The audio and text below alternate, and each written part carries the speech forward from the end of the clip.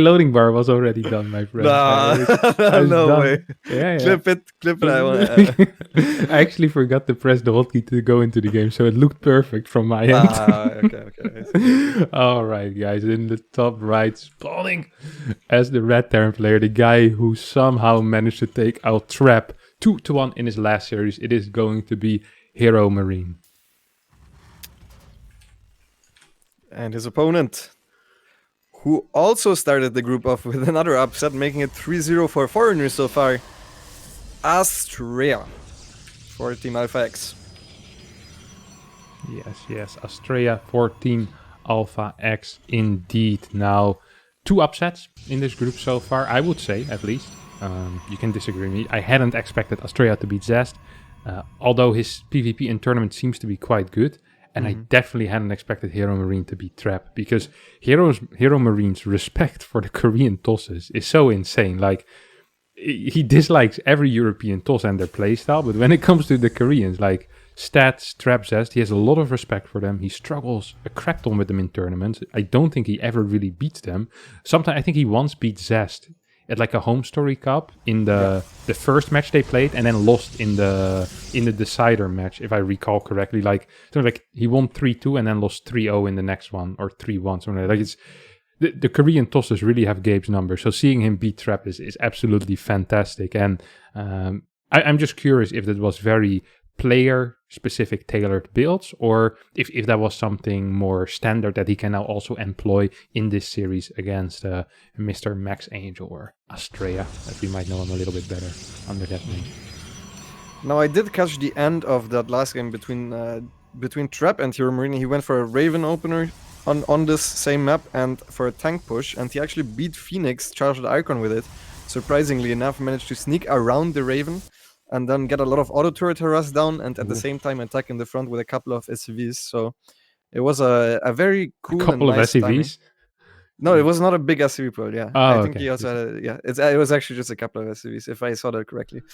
But we'll see if he does something. Again, I wouldn't be surprised if he plays more of his standard openers that he also does against you probably on the ladder, since I do believe that HeRoMaRinE thinks he is favored, similar to what you said. I heard him even say, and I hope I don't misquote this, is that he even thought that he's better than Clem against non-Korean Protosses. That was a while ago already. Since then, Clem obviously has gotten a little bit better, but he was very confident against every non-Korean Protoss. So, especially since Astrea also is laddering on the European server, and HeRoMaRinE is a solid 1,000 MR higher than him, obviously not taken into account there. I wouldn't be surprised to see him just open with very standard like Hellion and then Widowmine, Medevac, and then maybe 3 Rex, something like that. Yeah. All right. We have a really cool opener here coming out of Astrea. He opens with Stalker Sentry, and I'm not sure. Has HeRoMaRinE already seen the fact that it's a Sentry? I think so, right? On the high ground. I think he saw the beam, yeah. Yeah, exactly. So what does this mean? It means that Astrea can get the Hallucination Scout in before the first unit leaves, the first Medevac or the first Banshee or the Viking, whatever will be built, before that leaves. And that's actually kind of important, because then he can kind of prepare for that. Oh my god, I love this block on the ramp. Astrea with a probe and a sentry blocking the ramp doesn't lose anything, and even denies the scout. Now, you might say, isn't it always when you play Stalker Sentry, isn't it always going to be blink? No, we've seen people actually save up Phoenixes with this as well. Parting used to be a big fan of that. Showtime used to love that as well. So it is something that usually Terrans need to take into account. But no, HeRoMaRinE says, actually, I'm not going to take that into account at all. I'm going for the mine drop, and I'm following this up with a tank. And this looks a lot like a Raven to me. Off of this starport into most likely a triple CC. Yeah, there we go. Yeah, even though the Raven got picked off, it saw the exact timing when the third Nexus went down, so there was no possibility of this being something like a 4-gate or anything like that. So he is going for maybe even the same opening that he did last game. I didn't see the early game, but it looked like a similar setup with tanks and Ravens as well. And Astrea is going straight into the double forge. How much do you like the double forge here? This is really, really good. This is fantastic for Astrea, okay? I'll come to that later. First, I want to just focus on this Medevac and why I like this play so much. So, what this Medevac does, it's only a single factory unit. But Astrea doesn't quite know that. If he paid proper attention to the tech lab timing, he can know it, but I'm not sure if he does know that it's only a single mine. He now needs to put 8 supply patrolling, which he can't really use to do anything else with, for example, chase this Reaper, otherwise this mine comes in, while HeRoMaRinE is only using very little supply for that over here. So as long as he keeps it over there, and as long as there's no Templar to deal with this, this is going to be quite good for HeRoMaRinE. That is, it's not really a trade in the traditional sense, but it's also some type of a trade, right? You put a medevac and a mine here, and you kind of occupy a bunch of units, and you even have the chance later on in the game to kind of use it later on. Now, something that Terrans tend to do is they F2 these ones back in, so he needs to be careful of that. You can't use F2 as you have the medevac there. But yeah, the reason I like this double forge so much is because there's no follow-up push coming out of HeRoMaRinE. At least it doesn't look like there's a fast follow-up push coming. This 1-1 will finish, and from there on out, Astrea potentially has a 1-1 timing, but more importantly, he's going to have a really powerful 2-2 burst, where he could just kill his opponent with perhaps being up 3 upgrades. We see only single eBay out of HeRoMaRinE, so he's going to go into +1, then go into +1 armor after, then add the second eBay and armory most likely. Mm-hmm. Yeah, so back to the point of why also the hallucination scout is so good. He obviously saw all the timings, and he knew he could go for the double forge, whereas at this he wouldn't just do this against anything. HeRoMaRinE now decides to actually go in with the Widowmine drop, kills a probe, and will lose the Widowmine.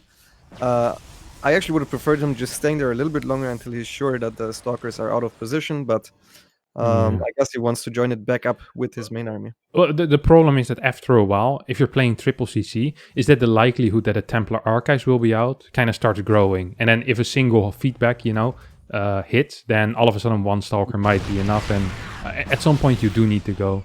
Usually when people play like that, with that fast medevac in the dead space, they follow it up with some type of tank marine push as well from a 1-1-1 setup. Yeah. Yeah, I figured. I mean, we obviously do have the information that there was no Templar Archives yet, and probably would not have one-shot the medevac either, but he is going now with a very, very similar timing to the one that he did against Chop. I told you it was a couple of SCVs, and now you see what I was talking about. It's literally like 5. So yeah, Astrea obviously is very, very zealot heavy, which in theory should be very good against what this is, but he also went for a 4th Nexus already, and he's on a relatively high probe count. Now HeRoMaRinE is just going straight in with triple auto turrets. Sieges up very late. Good focus fire on the stalkers, and this looks a little bit scary for Astrea. Yeah, the zealots were a little bit behind those stalkers, but of course the tank sieging up late does make this fight look a little bit closer than it is in reality, because HeRoMaRinE is going to just clean up all the zealots, and even if this little Marine Marauder count might get cleaned up, the reinforcements will ensure that I think HeRoMaRinE can just sustain this push and almost straight up finish the game here. Yeah, Astrea had so much invested into getting those 2-2 upgrades. He already had a 4th base, he went up to 5 gas, and he just didn't have the perfect engagement. If you try to get away with that, you also do need the perfect fight, and HeRoMaRinE just got into the position where he was forced to engage, not perfectly timed with the flank, and Gabe takes first map. Yeah.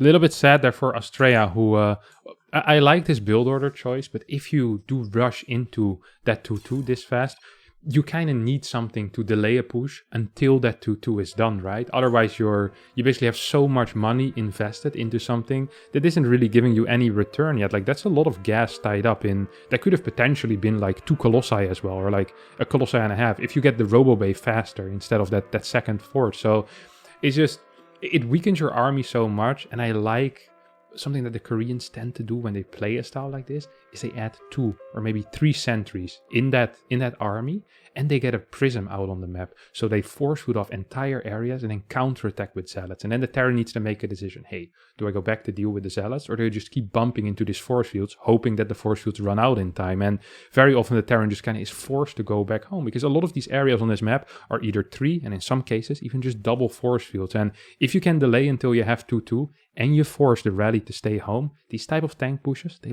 lose a lot in strength. Yeah, very, very good point there. And yeah, it looked very similar to when I watched Gabe stream. He just makes an army and he kind of just A moves. He didn't really get anything done with the Widowmine drop. Astrea was allowed to do everything he did, and then has to feel good as a HeRoMaRinE fan and as HeRoMaRinE himself as well, obviously, right? I'm sure his confidence levels are reaching higher and higher. He said in the interview earlier on the mainstream that his goal was to not get last. And right now he started off with beating Trap, and right now he's up 1-0 very, very quickly against Astrea as well. So, yeah, great start for the big Gabe. Yeah, it's a tricky group though, because if you beat Trap, it is possible that there's going to be some really wonky tiebreakers later on, depending on how good Trap is playing, of course, today. But I'm still kind of expecting Trap to show up hard today. Like he's in my eyes, he's still one of the favorites in this tournament, and one loss against HeRoMaRinE isn't quite going to change that, but it's definitely going to change the dynamic of how this group will play out. And every match is going to be insanely important for all of these guys. So yeah, it's very good for HeRoMaRinE here that he wins this up. Now, let's not forget about Astrea. Sure, this is a little bit of a painful loss because, as you mentioned, he had full info. He knew what was coming and just kind of died, which shows a lack in theoretical knowledge more so than mechanical, like a mechanical mistake, right? He wasn't floating too much money. He just didn't have the tools basically that he needed to stop this push, which isn't that weird of a push. This could be because he lacks practice against this specific push, or because he believed he kind of could get away with something more than he actually could in reality. And I think a lot of it had to do with that slightly too quick transition into that Templar archives rather than adding a couple of sentries into that army. Even something as Immortals can work out there, by the way. What do you think, by the way, the SCVs are for? Because I'm kind of surprised by this SCV amount, especially since this is a 3cc. Like, he does have a 3cc mining as well. Yeah. Do they mess a little bit with the AI of the Zealots, or is there something special that I'm not aware of? I have no clue. I have a theory on what this is. Okay, I think this might be where if this push doesn't work and Gabe kind of hovers over the top right and he sees 54 SCVs, he doesn't trick himself into thinking he can still play a macro game. So it's like a reminder for himself. It's like, okay, I have no SCVs anymore. I just continue all inning now. And he doesn't kind of trick himself into believing it's still possible to add these extra eBays. And I kind of like that. It's the mindset of a strong competitor right there. As we head into game number 2, we hear the countdown in the back already. I'm so ready for this, Lambo. I'm looking forward to this game. I hope Astrea will. I mean, it's harder to die on Romanticide. It's not impossible. If you've been on this stream before, you might have witnessed it a couple of times, but it's definitely harder. So yeah, let's see what our man Astrea this time is going to do. But first, in the top left, spawning as the red Terran player playing for Team Mouse, it's going to be Big Gabe. Or HeRoMaRinE. Who's, by the way, his name is slightly too long for the thing. Like, his E is covering the Terran logo. Which, yeah, that's true. I think it's one of the longest names in StarCraft too. And in the bottom right, his opponent. Can he make the comeback happen in this one? It's Alpha Axis Astrea. I think it might also have to do with him doing this weird capitalization of his every second letter. Yeah. All the big letters, they increase in size so much already. Yeah. I guess everything would just be bigger though, no? If you capitalize everything. Yeah, but I mean, that's also... Who has a caps lock name? Time has a caps lock name. His entire name is in caps lock. Okay, you got one there, but he has a very short name, so it's allowed. Yeah, it's allowed. I wonder what would happen. Like, would he just, if HeRoMaRinE would do it, would just cover the supply? What would they do in that case? I think they put 3 dots in the end if you have a super long name. Actually, in StarCraft, I don't think you're even allowed to have that many characters. So yeah, but it's like a custom overlay, right? So yeah, it's I think it's slightly different. Not with the characters, but the way that the name I think interacts with the thing is slightly different. I could be wrong though, but I think it might usually be. StarCraft might have something integrated to stop this, as people would obviously abuse it. Now, we have both players scouting once again. I'm not going to be expecting anything less out of Gabe here. I mean, he feels comfortable after that first game. He got scouted. He showed his hand completely to Astrea, and Astrea failed to act. So HeRoMaRinE must be feeling pretty confident after that game number 1, let alone after that first series, of course, where he managed a 2-1 trap. Yeah. It looked just like a standard setup. Like if you want to learn these type of builds, if I want to learn these type of builds, I just go to Gabe's stream and he explains them, and it looked very very simple. He just scouted. He saw an early Nexus. He didn't add Rex early himself. Went for a Raven opener and kind of just pushed and won. And I would love to see what he has prepared for the later stages of the game, where he sometimes does get frustrated also by Protoss. This game actually is going for a super early third command center, which is a good matchup against what Astrea is doing. Yeah, this is fantastic. Gabe's preparation definitely paying off here. It could also just be luck, of course. You never know if he just decided to blindly do it on Romance side. But I know Gabe always has... He kind of studies his opponent's ladder behavior a lot, and he does tie a lot of weight to what the opponents tend to do on the ladder, because I think he also ties a lot to what happens to him on the ladder. So it's interesting to see that he gets a nice build order this game on Romanticide with the triple CC double Rex against the Stargate opener. Now, this could be okay for Astrea if Astrea figures it out really fast before he builds gas 3 and 4. Those are the most important things, because these two are going to delay the third base by quite a bit. Yeah, absolutely. I actually copied this exact build, and he always used to do it on Romanticide on his stream as well. So all my game viewing finally paying off for improving my casting. So I'm not sure how much it is for player preparation or more so just map specific. But yeah, it is a good build order for this map, and it pays off hugely here, as we see Astrea already is taking the extra guys. He's obviously had no way of scouting so far up until that Phoenix will enter the main base, and he's gonna be a little bit sad when the Phoenix sees there's already 3 CCs being done. Reaper also gets out after literally seeing everything. Sees the Stargate, sees the Robo, so he will even know it's going to be Phoenix Colossi. Now, this is actually the ideal scenario. I'm curious to see how Astrea will react though. He's not mining from one of the gases and slowly starts rallying into it. And he still gets an Observer out. Very often you see tosses completely cut Phoenix production, where they'll just rush into Robo Bay. All Chrono will go into that Nexus. Fast Robo Bay, fast Nexus. But here we see a big focus on extra Phoenixes, an extra Gateway coming down, and no Robo Bay yet. To be fair, he's only on one gate so far, so just 2 for a little bit extra safety. I think is reasonable in case there is any sort of Marine move out. Or do you think it's not necessary? I'm not sure if that's actually necessary. You could also just go for blind continuous adept production, right? If you get up to 5 adepts and have a battery, you should be fine against anything marine based that won't have combat shields. As long as you have, if you have a battery with it, and because he's growing his Phoenix size as well, it's actually kind of interesting. This is very rare to see, because the more Phoenixes you build, the more delayed your follow-up tech is going to be as well, usually. Because he's actually going to get very fast Twilight and Forge here. This is... I feel like this build is kind of tight. I wonder how he's going to afford all of this. Yeah, and we'll see. He's going to get tested here by Gabe, who is doing a small move out. And there won't be a Colossus in time if Gabe actually decides to move out. It could also obviously just be a fake move out, trying to bail out some extra gateway warp ins. Phoenix gets a lot of damage done here, and I'm not sure if he's watching it. Okay, he barely saved that Phoenix, so a little bit sloppy control there by Astrea. And at least he knows that the Bayouins are at home. Still has an Immortal in production, even though the Robo Bay is already done. Yeah, this is kind of what I was talking about. It feels like he can't really afford this, right? Right now he gets his Colossi, his +1 in his charge starting about 30 seconds after his Forge and Twilight finished. So a little bit odd with the timing there, but I honestly like how he managed the situation. He got a decent Phoenix count out of it.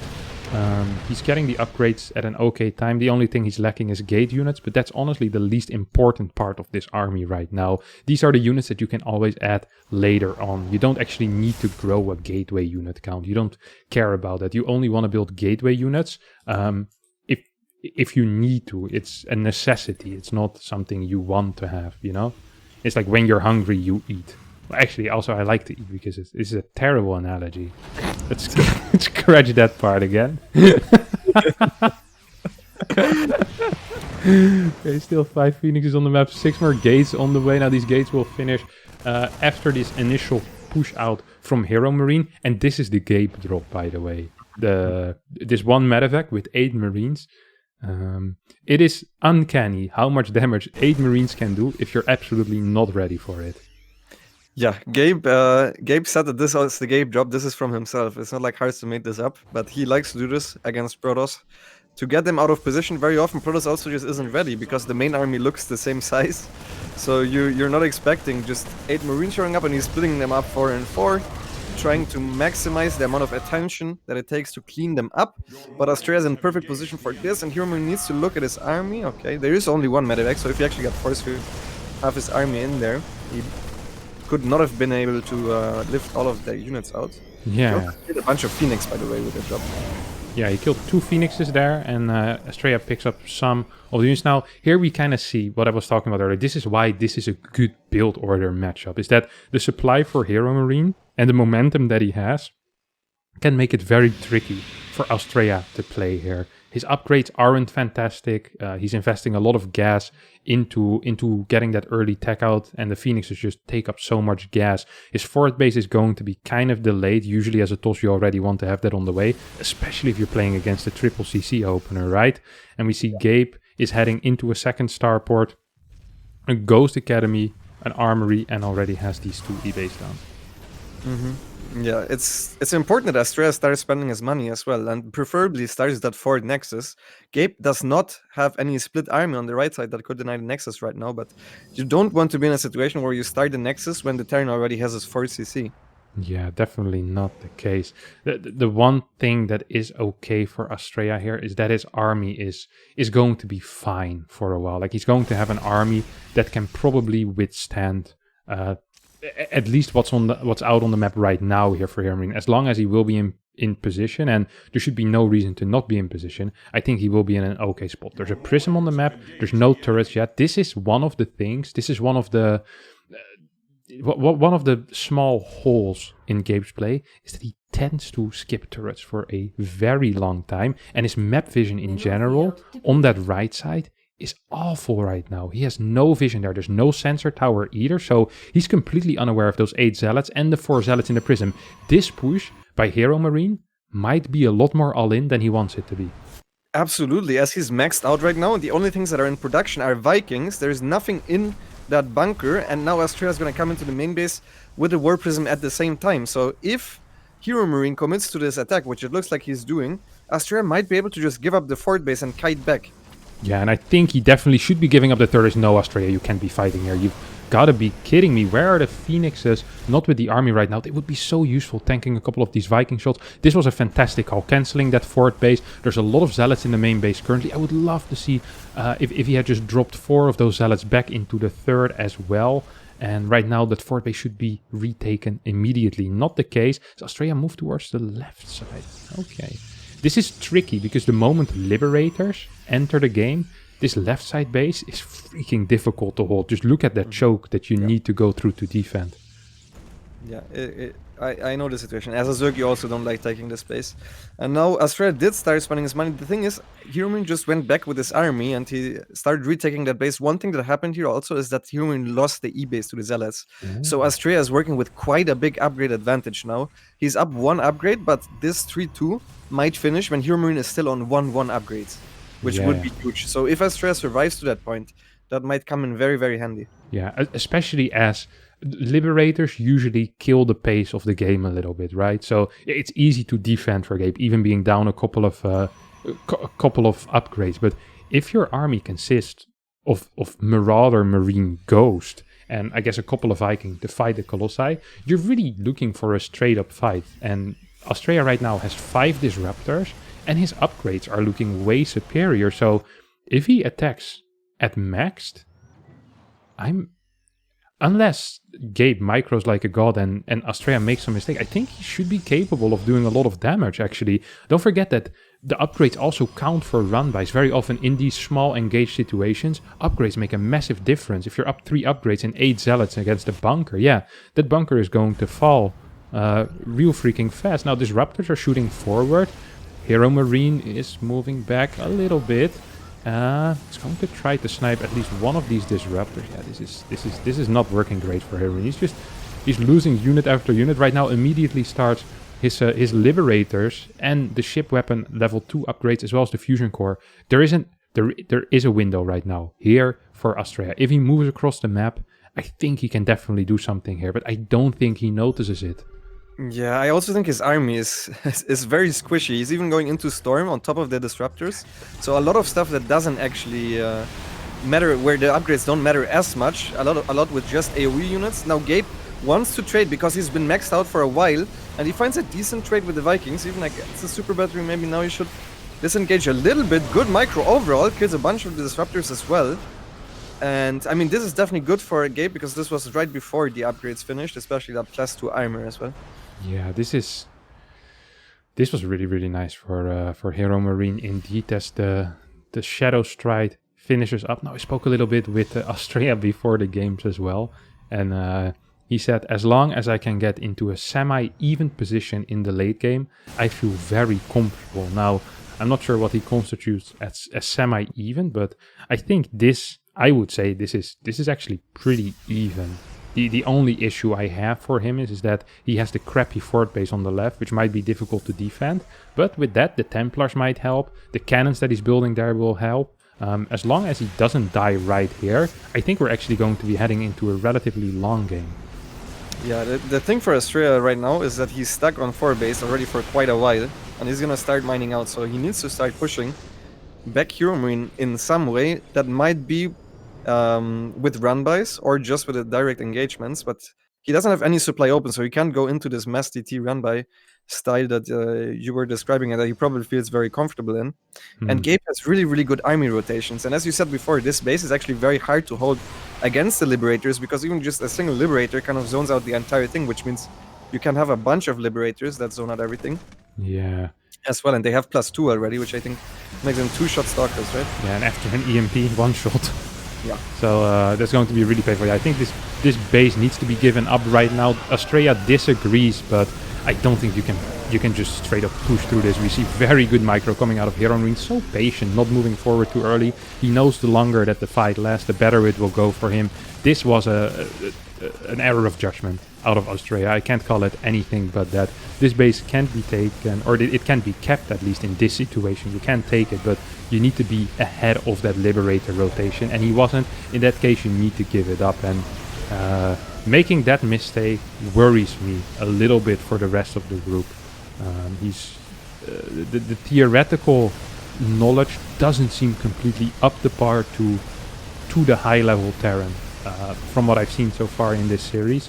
That scares me a little bit. His PvP, of course, is very good. He still has these DTs on the map, and I think he's been trading somewhat okay as well, but he's just lacking the bases right now. He's lacking the income. He has a big freaking bank, and he has 10 gateways, but I think the longer the game goes, the worse it will go for him. Yeah, absolutely. Yes, HeRoMaRinE has 2 planetaries in his most exposed bases, and even has 2 extra orbitals, 1 more CC building at the 3rd base as well. So these are all things that Astrea also doesn't have. So usually you want to have at least the same amount of bases as a Protoss, as a Terran, if not even maybe 1 more, until you start trading super efficiently, which is, yeah, it's just not the case. Gabe is microing his units well, he's setting up the Liberators well, he's rotating his army around the map very cleanly. And Astrea lost a lot of his tech units. His army is mostly just a bunch of disruptors with Stalkers and Zealots. And I'm not even sure if he can afford to send the Zealot run-by to the top instead of just using it for the main army at this point. Oh, I don't think he can, but on the other hand, Zealots don't hit Liberators, and that's going to be the main issue here, as more Liberators show up, 6 Liberators being produced at a time. Good little split there coming out of HeRoMaRinE, who seems to be on point with the micro today, and I'm having a very difficult time seeing a viable path to victory here for Astre, who tries to evacuate the probes towards his Disruptors, but Disruptor also doesn't shoot up, and there's 17, there's 17 Liberators on the map. Yeah, he has more Liberators than Marines and Marauders combined. Okay, that's also not good, but I don't think it's going to matter, honestly, because there's also only 8 Stalkers, and as you mentioned, once that +2 finishes, the Liberators become very good against the Stalkers. I think here, yeah, HeRoMaRinE loads up 4 Marauders, and I mean, that's really all he's going to need. The Liberators will do the rest of the job. No pickup there on the Marauders, a little bit sloppy. Ghosts do get picked up. Stalkers blink forward, but yeah, I mean, HeRoMaRinE is absolutely destroying Astrea in this game. The 5 Liberator harass squad was moving into the